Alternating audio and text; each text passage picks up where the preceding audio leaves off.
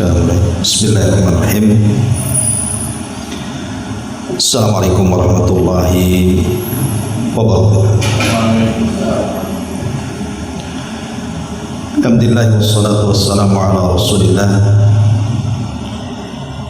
wa ala alihi wa sahbihi wa mawalah wa la hawla wa la quwwata illa billahi wa ba'd. Alhamdulillah, di malam hari ini kita bisa duduk kembali di majelis ini. Biasa kita mengkaji tafsir di sini, tapi malam ini mungkin kajian kita bicara soal fikih salat, dan tema di malam hari ini kita akan membahas tentang beberapa perkara yang berkaitan dengan sujud sahwi. Karena banyak di antara kaum muslimin yang belum paham tentang letak-letak daripada sujud sahwi. Ada sebagian mereka ketika meninggalkan sesuatu dari gerakan atau bacaan sholat bingung apakah harus sujud sahwi atau tidak. Ada sebagian mereka justru nggak peduli, main salam saja dan meninggalkan sujud sahwi. Ada sebagian mereka semua dilakukan sujud sahwi. Tentu ini karena ketidakpahaman sebagian kaum muslimin tentang hukum-hukum seputar sujud sahwi. Makanya pembahasan ini penting untuk dibahas, karena terkait rutinitas kita setiap hari minimal 5 kali sholat dalam sehari. Itu belum sunnah-sunnahnya, baru yang wajibnya saja kan itu. Yang pertama yang kita akan bahas tentang keutamaan sujud dulu. Kemudian bicara soal apa manfaat sujud sahwi. Baru cerita soal seputar hukum-hukum sujud sahwi. Adapun keutamaan sujud sendiri disebutkan dalam surah Al-Hajj ayat 77. Allah mengatakan, ya ayyuhalladzina amanu ruk'u wasjudu wa'budu rabbakum waf'alul khaira la'allakum tuflihun. Wahai orang-orang yang beriman, rukuklah kalian, sujudlah kalian, sembahlah Rabb kalian, dan lakukanlah kebaikan agar kalian beruntung. Jadi sujud adalah salah satu bentuk keberuntungan. Dan kita tahu bahwa dekatnya seorang hamba kepada Allah Subhanahu wa ta'ala adalah ketika seorang hamba itu sedang sujud.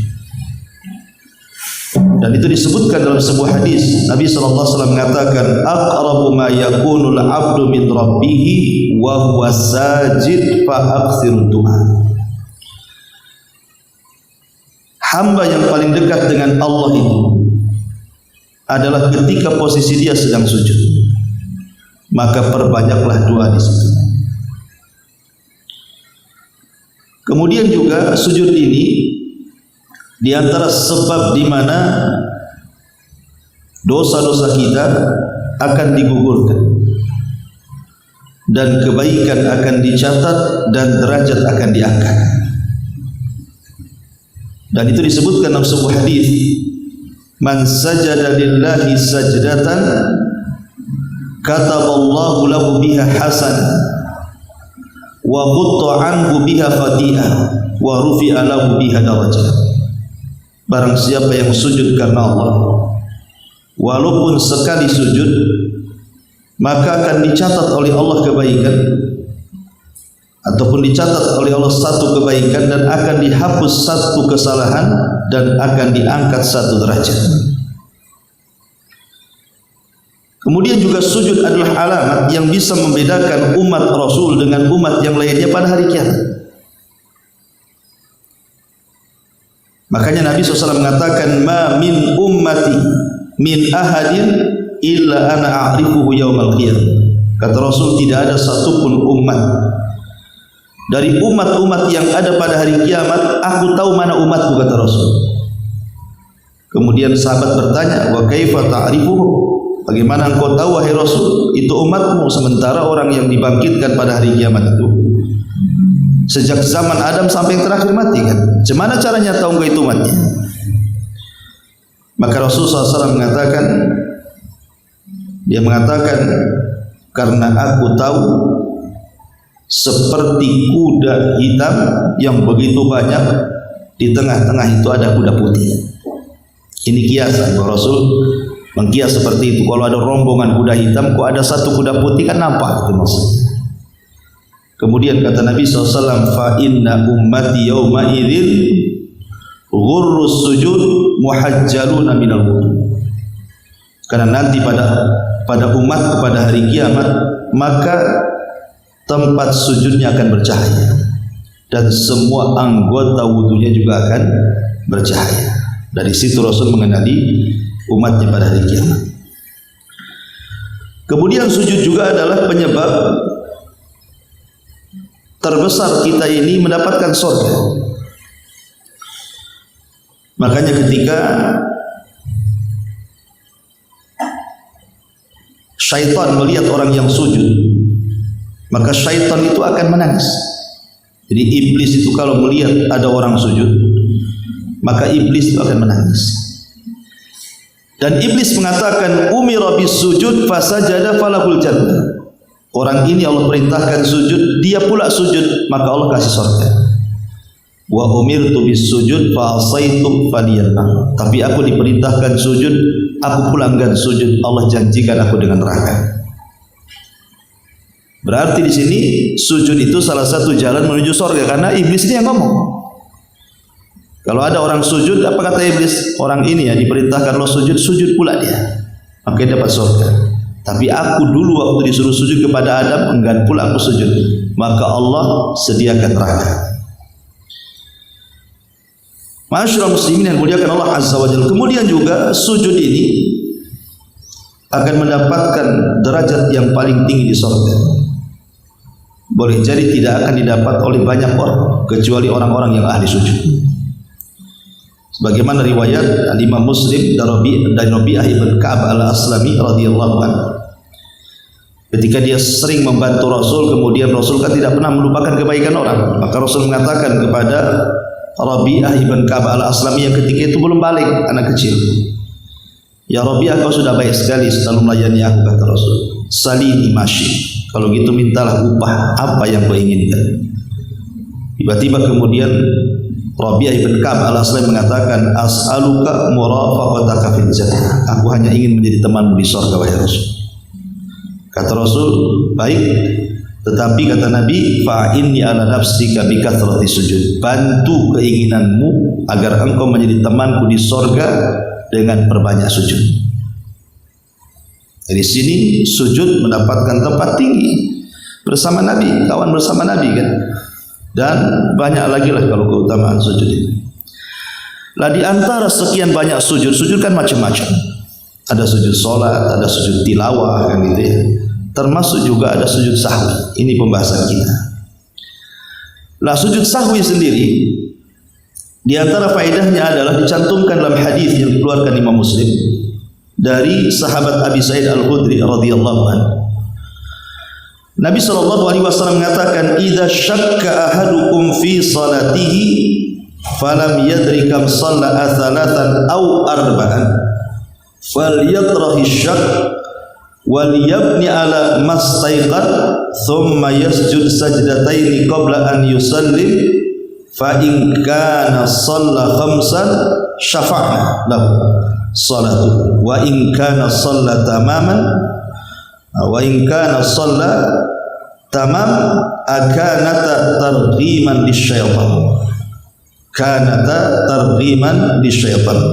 Wa in kana shalla tamam, ataupun wa in kana shalla tamaman kanata targhiman lisyaitan. Nah, begitu hadisnya.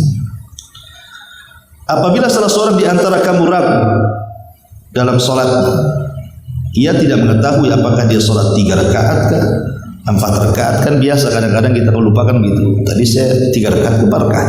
Ya.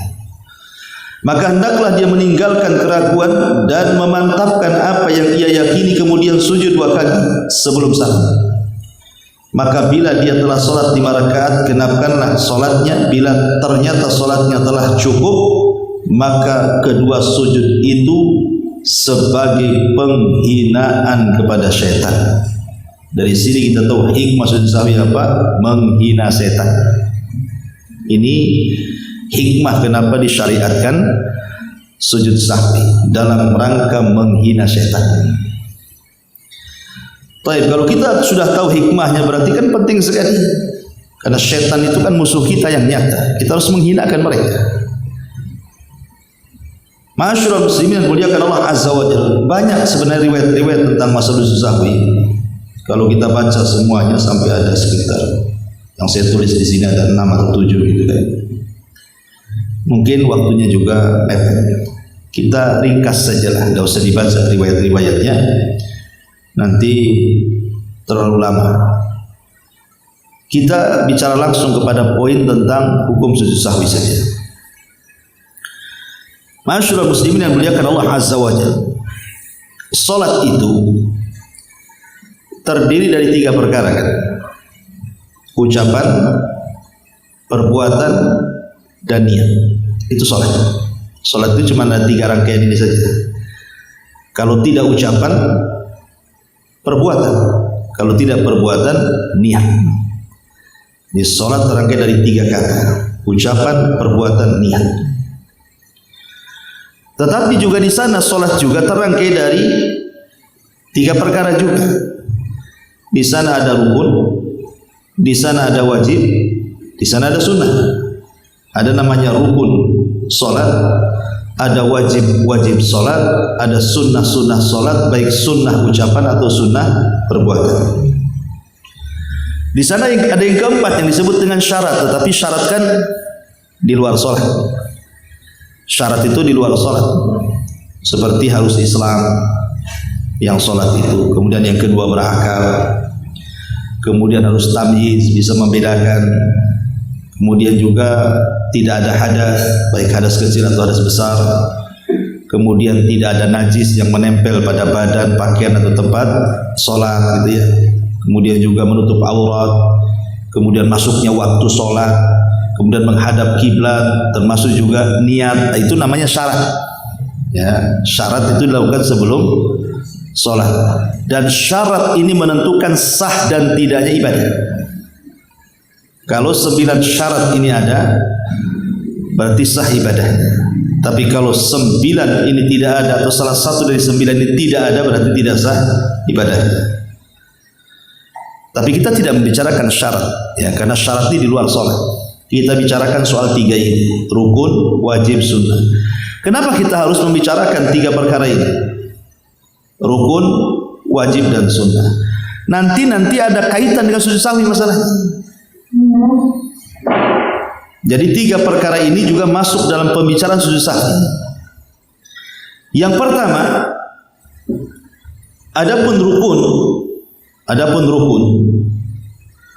rukun salat itu kan berdasarkan kebanyakan para ulama mengatakan ada 14. Jadi rukun salat itu ada 14. Dan harusnya orang yang salat paham dan harus hafalkan rukun salat itu, supaya nanti bisa dibedakan mana rukun, mana wajib. Karena begini ya, kenapa kita harus tahu rukun-rukun salat? Karena rukun salat ini tidak bisa diganti dengan sujud sahwi.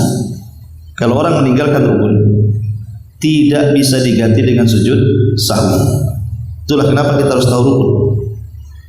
Karena kalau orang sampai meninggalkan rukun salat, tidak bisa diganti dengan sujud sahwi. Dan rukun itu tidak bisa gugur dengan lupa, dengan tidak sengaja, ataupun dengan sengaja, atau dengan kejahilan. Tidak bisa gugur. Orang meninggalkan rukun itu tidak bisa gugur karena lupa. Pamannya antum sholat, tidak baca Fatihah, kemudian antum salam, anak ingatkan, antum nggak baca Fatihah tadi, lupa. Nggak apa-apa lah, tadi kan lupa. Oh, tidak bisa, ulangi sholatnya, karena tidak bisa gugur dengan lupa. Meninggalkan rukun tidak bisa gugur dengan lupa. Ataupun karena ketidaktahuan. Antum tadi sholatku nggak ada rukunya. Anak tidak tahu hukumnya. Nggak apa-apa lah. Nggak bisa. Ulangi sholatnya.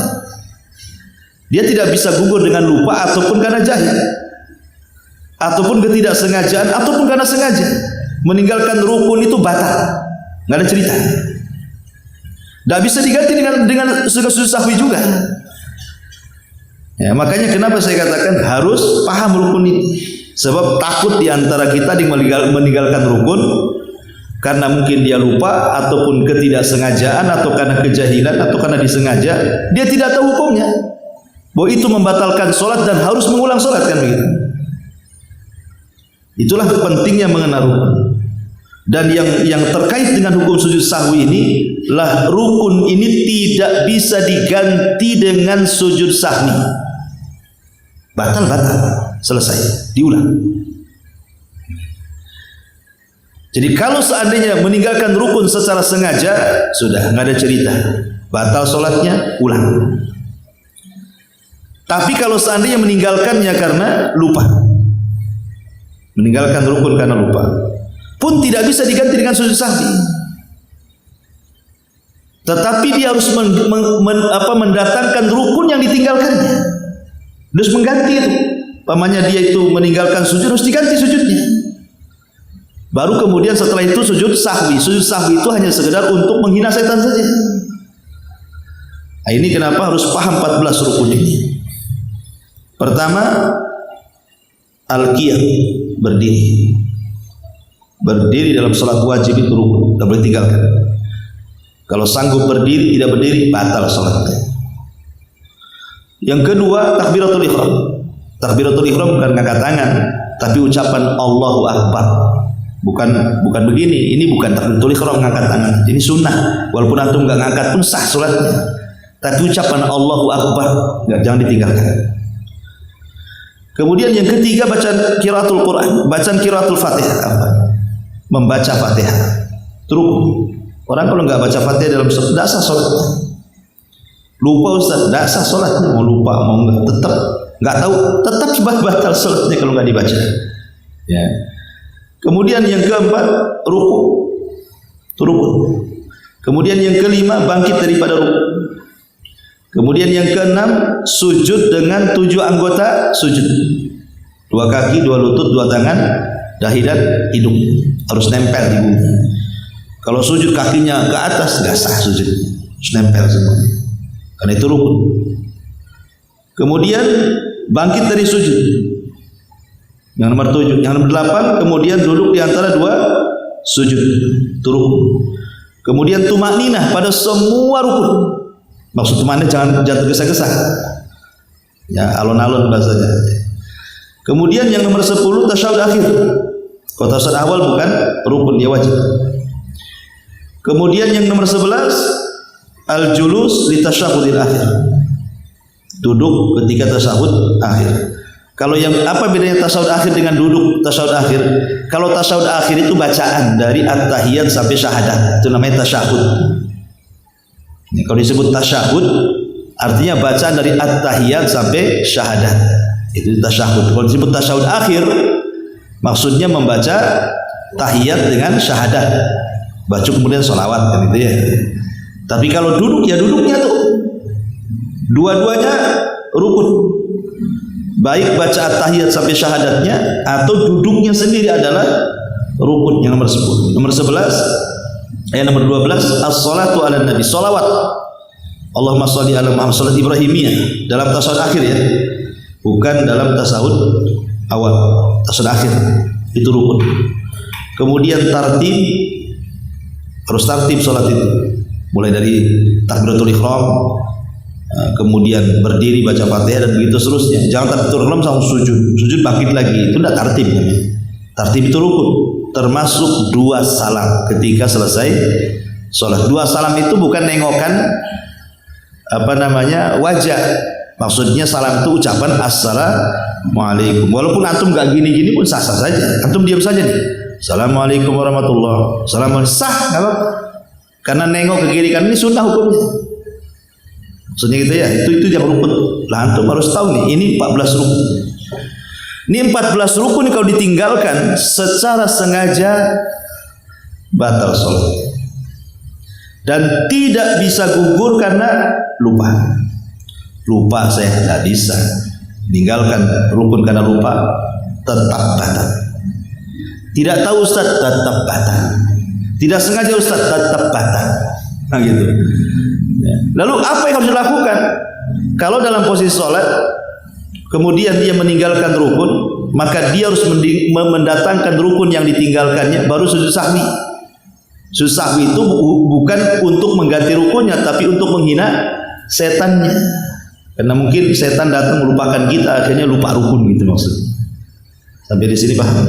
Baik. Ini kalau cerita rukun. Adapun wajib ini ada 8. Ini yang terkait dengan sujud sahwi. Kalau rukun tidak bisa diganti dengan sujud sahwi, kalau wajib bisa diganti dengan sujud sahwi, tanpa harus mendatangkan yang ditinggalkan. Contoh, antum lupa tidak tasawuf awal, langsung bangkit ke rakaat ketiga. Setelah rakaat ketiga, harusnya saya tadi duduk tadi tasawuf awal kan? Nah, maka karena antum meninggalkan tasawuf awal itu punya wajib, dan wajib itu tidak harus mendatangkan kalau ditinggalkan, cukup sujud sahwi. Berarti dari 3 hukum, rukun, wajib, sunnah, yang terkait sujud sahwi itu yang wajib ya, yang wajib ya. Mana-mana antum meninggalkan wajib, tidak perlu datangkan lagi yang ditinggalkan, cukup ganti dengan sujud sahwi saja. Karena yang wajib inilah pembahasan kita sebenarnya. Kapan itu? Dan itu ada di 8 tempat. Pertama, ya, semua takbir selain takbiratul ihram. Maksudnya ucapan takbir gitu ya. Allahu Akbar. Ketika meruku Allahu Akbar. Bagi ruku Allahu Akbar. Nah gitu ya. Ketika kemudian antum lupa baca takbir langsung main sujud saja. Dari berdiri main sujud saja. Subhanallah. Tadi anda belum takbir, belum ucapan Allahu Akbar itu maksudnya kan. Enggak usah didatangkan, terakhir saja nanti sujud sahwi. Yang kedua, ucapan subhana rabbiyal azim dalam ruku. Antum ruku Allahu Akbar, entah ngelamun apa, enggak kebaca pula subhana rabbiyal a'la. Langsung kemudian i'tidal. Oh iya, ana belum tadi baca subhana rabbiyal a'la. Ya. Enggak usah didatangkan lagi. Terakhir sholat sujud sahwi. Ya. Kemudian yang ketiga, lupa membaca sami Allahu liman hamidah. Sujud sahwi. Kemudian lupa membaca Rabbana walakal hamd. Sujud sahwi. Kemudian lupa membaca Subhana rabbiyal a'la dalam sujud. Ini yang kelima. Sujud sahwi.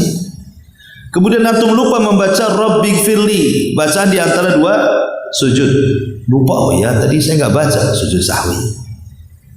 Kemudian antum lupa tasawuf awal, tadi langsung bangkit ke rakaat ketiga. Tinggal sujud sahwi saja. Atau antum lupa duduk di tasawuf awal. Maksudnya tasawuf awal itu bacaan dari tahiyat sampai syahadat. Antum lupa enggak baca, sujud sahwi. Atau antum lupa duduk tadi, langsung bangkit, sujud sahwi. Ini 8 perkara antum kalau lupa sujud sahwi. Kalau tidak meninggal, kalau antum enggak melakukannya, berarti harus sujud sahwi. 1, takbir selain takbiratul ihram. Yang kedua, ucapan subhana rabbiyal azim dalam ruku. Yang ketiga, ucapan sami Allahu liman hamidah bangkit dari ruku. Kemudian ucapan Rabbana walakal hamd setelah bangkit dari ruku ketika i'tidal. Kemudian ucapan subhana rabbiyal a'la ketika sujud. Kemudian yang keenam ucapan Rabbighfirli, ucapan di antara dua sujud. Kemudian tasyahud awal ucapan at-tahiyatu lillah sampai asyhadu an la ilaha illallah. Kemudian yang nomor 8 duduk lupa duduk ketika tasyahud awal. Ini 8 perkara kalau sampai kita tinggalkan tidak harus mendatangkan, tetapi cukup diganti dengan sujud sahwi. Tetapi kalau ditinggalkan secara sengaja tetap sujud sahwi. Apa namanya? Tetap batal sholatnya. Kewajiban itu kalau ditinggalkan sengaja antum tidak baca subhan rabbiyal a'la, batal sholat. Sengaja antum tidak membaca subhan rabbiyal azim, batal sholat. Sengaja antum meninggalkan at-tahiyatu lillah, batal sholat. Sengaja antum tidak membaca rabbana walakal, batal sholat. Ingat ya, kewajiban ini kalau sengaja ditinggalkan batal sholatnya, tapi kalau lupa ditinggalkan ganti sujud sahwi. Paham ya? Kalau rukun sengaja ditinggalkan batal sholatnya. Kalau lupa tidak bisa diganti dengan sujud sahwi, nggak bisa, harus mendatangkan rukun yang ditinggalkannya baru sujud sahwi. Paham sampai di sini rinciannya? Baik, ini saya mempermudah saja biar antum paham, sistematis saja. Ma'asyiral muslimin yang dimuliakan Allah Subhanahu wa taala. Adapun sunnah, ini kan yang wajib nih. Kita sekarang pembahasannya ke yang sunnah. Sunnah ini ikhwatu fiddin lebih banyak dibandingkan rukun dan wajib. Karena sunnah terbagi dua dalam sholat itu. Ada namanya sunnah kauliyah, sunnah ucapan. Ada namanya sunnah fi'liyah, sunnah perbuatan. Seperti apa sunnah ucapan? Pertama, baca Quran. Setelah baca Fatihah kan ada baca Quran itu. Taqulhu, tatabat, itu sunnah. Kalaupun tidak dibaca enggak masalah. Kalau dibaca dapat pahala lah kan gitu. Maksudnya kalau tidak dibaca sah sholatnya. Tapi kalau dibaca lebih sempurna lagi sholatnya. Kemudian yang kedua, doa. Tambahan doa dalam tasbih ketika ruku. Yang wajibkan satu kali saja, subhana rabbiyal azim, itu wajib. Tapi kalau nambah subhana rabbiyal azim, subhana rabbiyal, tambahan kedua, ketiga, keempat itulah sunnah hukumnya. Kemudian yang ketiga ucapan Rabbana walakal hamdul samawati, yang panjang itu, mau panjang kali, yang biasa Rasul kadang ucapkan itu sunnah saja. Nah, yang wajib itu cukup subhanallah Rabbana walakal hamd itu saja. Kalau ada tambahan lafadznya dua-dua yang lain berarti sunnah. Kemudian juga tasbih dalam sujud subhan rabbil a'la ditambah 2-3 kali, itu tambahan, itu sunnah. Kemudian doa setelah dua tasyahud, tasyahud akhir kan ada doa perlindungan dari 4 perkara, atau doa sesuka kita sebelum salam, itu sunnah saja. Atau doa ketika sujud itu sunnah. Maksudnya setelah membaca subhan rabbiyal a'la kita berdoa, itu sunnah. Ya, tidak masuk rukun, tidak masuk wajib. Ya. Termasuk juga zikir doa setelah salam, itu semua sunnah. Yang nggak ada kaitan dengan rukun dengan wajib. Ini kalau bicara soal sunnah qauliyah. Ada sunnah fi'liyah, seperti umpamanya mengisyaratkan ketika tasyahud. Kan kita telunjuk mengisyaratkan ini. Nah, isyarat tunjuk ini sunnah saja. Seandainya antum gini pun sah sholatnya, kan sunnah ini. Ya, tapi walaupun sunnah jangan ditinggalkan. Atau umpamanya duduk setelah sujud yang kedua,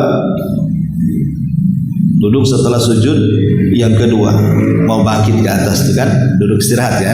Nah, naik lagi. Itu sunnah. Seandainya antum dari sujud langsung ke atas pun ada masalah. Ya sunnah saja, ya kan.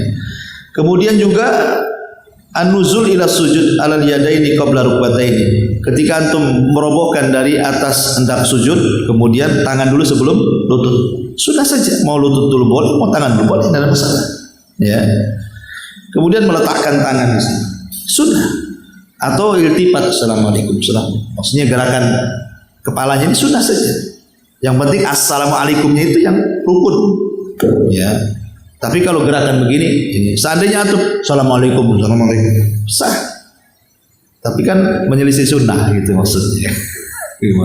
Tapi kan yang penting antum ucapkan salamnya itu rukunnya yang penting. Ya, Itulah sebenarnya kalau kita tahu mana sunnah, mana wajib. Jadi kita bisa mana yang harus diseriusi ketika sholat. Jangan orang dalam sunnah serius sekali. Ini tangan dulu tuh, lutut dulu. Ini aja dipikirin. Ketika bagian di rukun-rukunnya yang harusnya tumakninah di situ malah tidak tahu. Coba ya kan, baca Fatihah asal-asalan ketika surat baguslah. Fatihah itu yang harus diperbaiki, surat itu sunnah saja. Nah, itulah kenapa pentingnya tahu rukun, tahu wajib, tahu sunnah itu, supaya mana yang antum harus perhatikan duluan di situ. Termasuk juga dalam sujud sahwi ini. Jadi kita tahu mana yang bisa ditempel dengan sujud sahwi, mana yang tidak bisa ditempel kan. Oh, kalau rukun meninggalkan rukun tidak bisa ditempel. Datangkan rukun itu baru sujud sahwi. Oh, ini wajib, tidak perlu datangkan, cukup sujud sahwi saja. Gitu ya. Nah, ini sunnah. Kalau sunnah ya sesuai sunnahnya. Kalau memang kata Syekh Utsaimin, kalau sunnah-sunnah yang biasa dilakukan, kalau sujud sahwi ya nggak apa-apa, sunnah saja. Kalaupun tidak ada masalah. Itu maksudnya ya.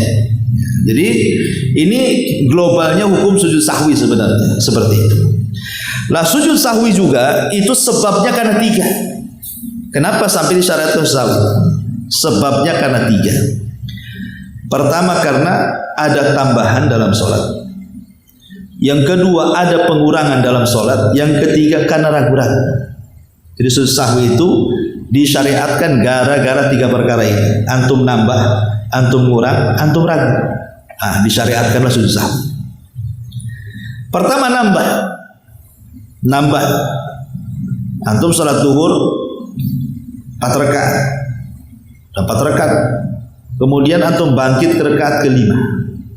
Baru ingat, mak banyak kali rakaatnya nih. Nah, gimana nih? Berarti kan lupa kan? Jangan diteruskan. Antum balik lagi ke posisi. Paham ya? Kalau antum mamanya ini antum rakaat ke-4 nih, udah sholat duhur. Bangkit ke rakaat ke-5, antum ingat. Udah baca Fatihah lagi. A'udzubillahi minasyaitonir rajim. Bismillah. Berhenti, balik lagi. Kenapa? Karena antum ingat. Karena kalau antum ingat berarti kan sudah selesai rukunnya tuh. Nggak ada lagi rukun berikutnya berdiri. Maka antum harus balik. Walaupun sudah baca Fatihah, walaupun sudah baca Fatihah, hentikan kalau ingat di situ. Balik lagi posisi. Termasuk juga kata para ulama, kalau seandainya antum bermakmum, ya, kepada imam sudah 4 rakaat sholat duhur atau asar. Kemudian tiba-tiba imam bangkit ke rakaat ke-5. Dituruti? Jangan dituruti. Karena sudah tidak ada rukun lagi. Tapi cukup antum ingatkan saja. Subhanallah. Ustaz dia nggak dengar tuh. Budak nih. Tetap aja dia. Biarkan. Kalau dia seandainya tidak merespon ucapan kita, tetap kita posisi tasyahud akhir. Biarkan dia gerakan sendiri sampai selesai. Kemudian dia tasyahud akhir baru kita ikut salam dengan dia. Paham ya? Nah, ini kalau penambahan. Kalau penambahan dengan yakin bahwa kita ini 4 rakaat, yakin kan? Kita kan yakin. Imam yang nggak yakin, jangan ikut yang nggak yakin. Kan kita yakin 4 rakaat kan? Imam nggak yakin, ragu-ragu. Makanya kita kasih tahu. Oh, dia masih terus saja, terserah dia lah. Cuman kita nunggu saja. Karep mula kan itu mau nambah rakaat terserah lah kan. Sampai di tasyahud akhir baru bersalam. Paham ya? Ya. Beda dengan yang pengurangan. Kalau pengurangan beda. Umpamanya antum di tasyahud awal. Tasyahud awal. Ya. Kemudian antum bangkit. Kita ke rakaat yang ke-3. Kan tasyahud awal berarti ketika bangkit kan masuk ke rakaat ke-3. Ulama mengatakan kalau punggung ini belum lurus, belum tegak nih, maka antum wajib balik. Umpamanya baru mau tegak, mau tegak. Oh ingat, cepat dulu lagi. Ya, nggak boleh dilanjutkan. Kemudian tapi kalau posisinya sudah tegak i'tidal, nggak boleh balik. Kenapa? Karena berdiri itu rukun. Tidak bisa balik dikalahkan dengan yang wajib. Tasyahud itu wajib. Kalau sudah berdiri berarti ke rukun. Rukun tidak bisa dikalahkan dengan wajib. Berarti caranya teruskan sholatnya. Nanti tawa sujud sahwi. Tapi kalau masih belum tidak betul-betul baru gini, ingat, balik lagi. Kenapa? Karena belum dapat rukun berdiri. Karena berdiri dalam sholat wajib kan rukun tadi saya katakan kan. Ya. Nah, itu kalau pengurangan begitu caranya. Ma'asyiral muslimin yang dimuliakan Allah Azza wa Jalla. Bagaimana kalau sholat jamaah? Sholat jamaah, umpamanya imam ngurangi sholat. Sholat maghrib buat tahun, main salam aja disangka tasawuf akhir gitu. Padahal baru tasawuf pertama kan, mungkin dia lupa, mungkin utang imam nih. Tapi makmum sepakat itu baru tasawuf awal, harusnya satu rakaat lagi kan. Imam main salam aja, assalamualaikum. Gimana makmum? Ya, makmum sudah tasbih padahal ketika imam assalamualaikum, subhanallah, subhanallah, ngeyel aja salam. Maka dalam mazhab Malik, ini khusus mazhab Malik, boleh kita ngomong untuk maslahat sholat. Boleh kita ngomong, Pak Imam kurang satu rakaat, boleh. Karena diingatkan dengan tasbih, tak ngerekan masalahnya. Subhanallah, masih juga. Maka dalam mazhab Malik boleh seperti itu. Pak Imam kamu baru 2 rakaat, tambah lagi 1 rakaat. Dalam mazhab Malik boleh. Karena dalam mazhab Malik itu al-kalam li maslahatis salat yajuz. Ucapan untuk kemaslahatan salat itu boleh. Sebab kalau nggak diingatkan begitu, dia pikir dia aja benar. Itu maksudnya. Walaupun kita tidak ada lagi khilaf ulama apakah harus bahasa Arab gitu ya. Makmumnya tak pandai bahasa Arab, ya dalam bahasa Jawa aja, atau bahasa Melayu kan yang hidup di sini. Wallahu a'lam. Adapun ragu-ragu ini, kadang-kadang kita ini ragu-ragu. Ragu-ragu ini kan ada macam-macam. Pertama ragu-ragu antara nambah dan kurang. Tadi saya 2 rakaat ke 3 rakaat. Tapi antum lebih ke yang sedikit. Lebih ke yang sedikit. Kayaknya baru 2 rakaat. Berarti kalau antum 60% ke yang sedikit, 40% ke yang banyak, berarti tetapkan yang sedikit tambah yang kurang. Ini satu. Kemudian yang kedua, kalau ragu-ragunya mutasawiyan, kata para ulama, ya syakka an yatarajjah fihi ahadut tarafaini fayamalu birrajih wa yabna alaihi wa yasjud ba'da salam. Tapi kalau umpamanya dia susah untuk membedakan 50% nih ya. Ini saya 3 rakaat ke 4 rakaat. 50% kan bingung kan masalahnya kan. Kalau tadi kan 60% kurang berarti tinggal nambah. Kalau 50% lebih berarti nggak usah nambah. Ini pula tengah-tengah. Nah, maka kata para ulama dikembalikan hukum asalnya.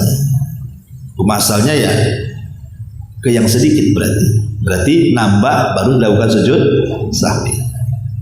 Jadi paham ya? Nah, ini kalau ragu-ragu berarti sebab sujud sahwi itu 1 karena penambahan, 2 karena pengurangan, 3 karena ragu-ragu. Baik. Sekarang masalahnya sujud sahwi itu dilakukan kapan? Setelah salam atau sebelum salam? Terjadi silang pendapat banyak di antara ulama. Mazhab Syafi'i mengatakan bahwa sujud sahwi itu mutlak sebelum salam. Baik mau nambah, baik mau ngurang, baik ragu-ragu, semua dilakukan sebelum salam. Ini mazhab Syafi'i. Mazhab Abu Hanifah pula terbalik, dilakukan setelah salam. Mau nambah, mau ngurang, mau ragu-ragu setelah salam. Itu Hanafi. Imam Malik pula tengah-tengah. Kalau Imam Malik tengah-tengah. Kalau ngurang, sujudnya sebelum salam. Kalau nambah, sujudnya setelah salam. Itu Imam Malik. Kalau Imam Ahmad atau mazhab Hambali kurang lebih dengan Imam Malik. Kurang lebih dengan Imam Malik. Maksudnya sama, kalau pengurangan sujudnya sebelum salam. Kalau penambahan sujudnya setelah salam. Tapi Hanabila tidak mengharuskan seperti itu, tetapi mukhayyar, boleh dua-duanya. Jadi mazhab Hambali perbedaan dengan Maliki itu, kalau Maliki kan kurang sebelum salam, nambah setelah salam, saklek. Ya.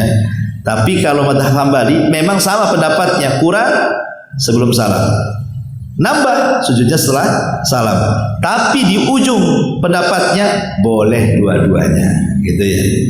Baik mau dilakukan sebelum ketika nambah atau kurang setelah salam, bolehlah dua-duanya, nggak terlalu neken, nah, gitu. Masyaallah muslimin yang dimuliakan Allah Subhanahu wa taala. Berarti di sini kalau kita melihat 4 mazhab, saya ulangi, Syafi'i sebelum salam sujudnya, Hanafi setelah salam, Maliki dirinci kalau mengurangi sebelum salam, kalau nambah setelah salam. Hambali kurang lebih dengan Maliki, kalau ngurang sujud sebelum salam, nambah setelah salam, tetapi di ujungnya boleh dua-duanya, agak keringan. Ya. Masyaallah muslimin yang dimuliakan Allah Azza wa Jalla. Kalau saya pribadi, ya saya cenderung kepada pendapat Hanabilah, kan itu ya. Tetapi kita harus memahami beberapa perkara tentang masalah ini. Pertama, jika terdapat kekurangan pada sholat, seperti memangnya kekurangan tasyahud awal, main bangkit aja, berarti dia asalnya butuh nambah, tapi karena dia meninggalkan yang wajib tasyahud awal, berarti kan di sini ketika ditinggalkan tasyahud awal jatuhnya apa? Pengurangan kan? Karena dia kurang tidak tasyahud awal kan? Berarti sebelum salam, sebelum kita assalamualaikum, assalamualaikum, sujud sahwi, ya, baru setelah sahwi baru salam, karena dia meninggalkan tasyahud awal, namanya pengurangan. Kemudian yang kedua, jika terdapat kelebihan, umpamanya antum menambah 1 rakaat, maghrib 3 rakaat, udah nambah 4 rakaat, baru ingat, wah untuk kelebihan saya, berarti salam dulu, assalamualaikum, assalamualaikum, kemudian sujud sahwi, 2 kali sujud. Setelah 2 kali sujud, baru salam lagi, assalamualaikum, assalamualaikum. Ini jumhur, pendapat jumhur. Tapi pendapat Hanafiyah, pendapat mazhab Hanafi, dia harus tasyahud 2 kali. Jadi namanya dia nambahkan, kemudian dia salam, assalamualaikum, assalamualaikum, kemudian sujud sahwi, 2 sujud. Setelah sujud sahwi 2 sujud, baca lagi tahiyat. Jadi tasyahudnya 2 kali bacaannya, sampai selesai baru salam, assalamualaikum, assalamualaikum. Tapi kata para ulama, dalil yang dipakai oleh mazhab Ahnaf itu hadisnya lemah, sehingga pendapat yang betul tidak perlu mengulang tasyahud. Habis salam, sujud sahwi 2 kali, kemudian salam lagi. Itu kaifiyah sujud setelah salam kalau terjadi penambahan, ya kan? Dan bacaan sujud sahwi sendiri, memang ada bacaan-bacaan yang dijelaskan para ulama, seperti membaca subhana man la yanamu wa la yasfu, tetapi setelah diteliti riwayatnya, kata Imam Al-Hafidz Ibnu Hajar, tidak terdapat satu riwayat yang memerintahkan membaca subhana man la yanam wa la yasfu, maksudnya zat yang tidak pernah tidur dan tidak pernah mengantuk. Tetapi kembalikanlah bacaan sujud sahwi itu sama dengan bacaan sujud biasa. Antum cukup membaca subhana rabbiyal a'la atau subhanakallahumma wa bihamdika allahumma firli. Ya kayak 2 sujud lah. Nah, karena riwayat-riwayat tentang bacaan khusus dalam sujud sahwi itu semua lemah. Jadi dikembalikan kepada bacaan sujud yang sudah ma'ruf. Ya, baik subhana rabbiyal a'la atau subhanakallahumma rabbana wa bihamdika allahumma firli. Itu bacaan sujud sahwi. Masyaallah muslimin yang muliakan Allah Subhanahu wa taala. Lah sujud sahwi sendiri, kalau seandainya antum lupanya setelah sholat nih, udah setengah jam baru antum ingat gitu. Lupa dong, gimana ini udah setengah jam, udah sampai rumah pun antum ingat itu.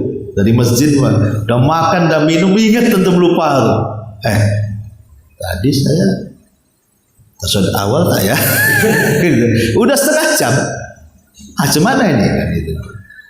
Sebagian ulama mengkhilaf, ada yang mengatakan tetap dia harus sujud sahwi. Ya, sujud sahwi di rumah lah. Tetapi ada juga yang mengatakan tidak, karena sudah terlampau jauh jaraknya, sudah keluar waktu, jadi tidak perlu sujud sahwi. Ataupun kalau dia hadas kentut gitu ya, maka tidak harus sujud sahwi.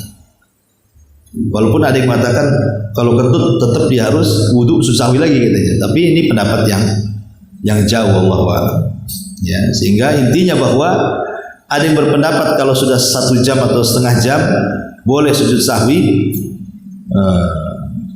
dan ada yang mengatakan tidak perlu sujud sahwi gitu ya. Ma'asyiral muslimin yang dimuliakan Allah Subhanahu wa taala, ini di antara singkat sajalah karena juga waktu juga, dan pembahasan sahwi ini memang menarik sebenarnya, banyak persoalan-persoalan. Tapi kalau saya globalkan, berarti sujud sahwi itu yang paling dominan ketika meninggalkan wajib atau ketika lupa mengerjakan rukun, tetapi setelah mendatangkan rukun yang ditinggalkannya kemudian sujud sahwi. Memang sebagian ulama fikih mengatakan ada perbedaan antara Hanabilah dengan jumhur. Yang saya jelaskan ini pendapat mazhab Hambali, bahwa setiap yang meninggalkan, yang kalau ditinggalkan secara sengaja itu batal sholatnya, maka ada sujud sahwi di situ. Kaidahnya begini, setiap perkara dalam sholat kalau ditinggalkan secara sengaja batal sholatnya, berarti di situ ada sujud sahwi. Berarti apa? Yang ditinggalkan sengaja batal sholatnya berarti 2, rukun dan wajib. Meninggalkan rukun secara sengaja batal sholat, meninggalkan wajib secara sengaja batal sholatnya. Kalau meninggalkan rukun karena lupa tidak batal sholatnya, tapi mendatangkan, mengulang yang sudah ditinggalkan. Kalau yang ditinggalkannya wajib, berarti tidak perlu mengulang, tetapi cukup sujud sahwi. Ini mazhab Hambali. Mazhab Hambali itu pokoknya kalau antum meninggalkan 8 wajib yang diwajibkan dalam sholat itu, berarti setiap 1 sampai 8 antum tinggalkan karena lupa, antum sujud sahwi. Ini pendapat Hambali. Tapi pendapat jumhur tidak. Pendapat jumhur itu mengatakan kalau meninggalkan wajib tidak perlu sujud sahwi. Tetapi jumhur mengatakan yang harus melakukan sujud sahwi itu hanya di tasyahud awal saja, karena ada hadisnya masalahnya. Jadi kalau menurut jumhur nih, kalau antum lupa membaca subhana rabbiyal a'la atau subhana rabbiyal azim, menurut mazhab Hambali kan itu wajib tuh. Berarti kata jumhur tidak harus sujud sahwi. Dari 8 perkara tadi yang merupakan kewajiban sholat, menurut jumhur yang ada sujud sahwinya cuma 1, ketika meninggalkan tasawuf awal saja. Tapi kalau menurut mazhab Hambali semuanya harus sujud sahwi kalau meninggalkan wajib. Itu perbedaannya di situ saja. Ya. Tapi kalau sunnah boleh sujud sahwi, boleh juga tidak. Namanya sunnah. Nah, itu saja global dari penjelasan seputar sujud sahwi. Wallahu a'lam bishawab. Mudah-mudahan ada manfaatnya. Subhanallah wa bihamdika, asyhadu an la ilaha illa anta, astaghfiruka wa atubu ilaik. Allahu ta'ala alam. Assalamualaikum warahmatullahi wabarakatuh.